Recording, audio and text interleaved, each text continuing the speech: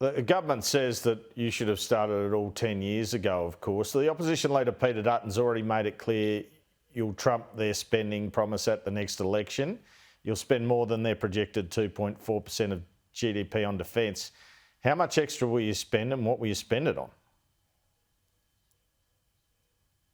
Well, Andrew, let me firstly deal. I heard Murray Watt sort of making these claims about the biggest increase in investment the country's ever seen under the Albanese government. It's just complete bunkum. Let's recall that when the Abbott government was elected, Australia's defence spending had sunk to its lowest level as a share of our economy since the 1930s, around 1.36% of GDP.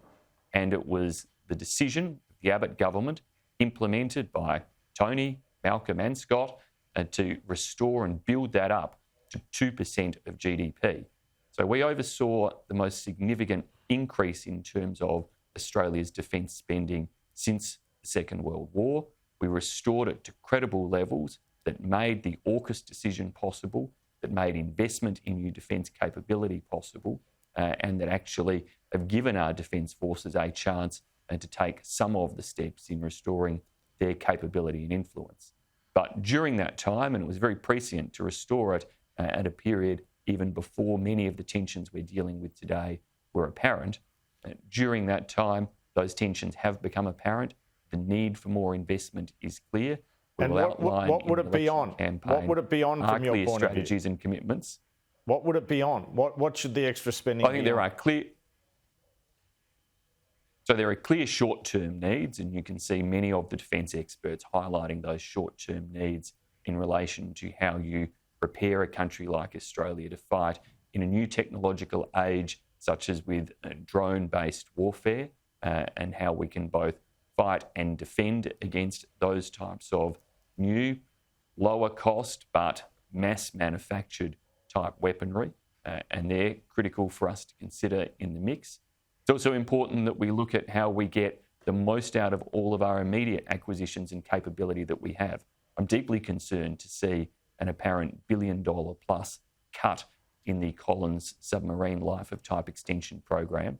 The government needs to be clear about how it is they have come to a conclusion that Collins life of type extension can be done for around $1 billion or more less than had been previously estimated.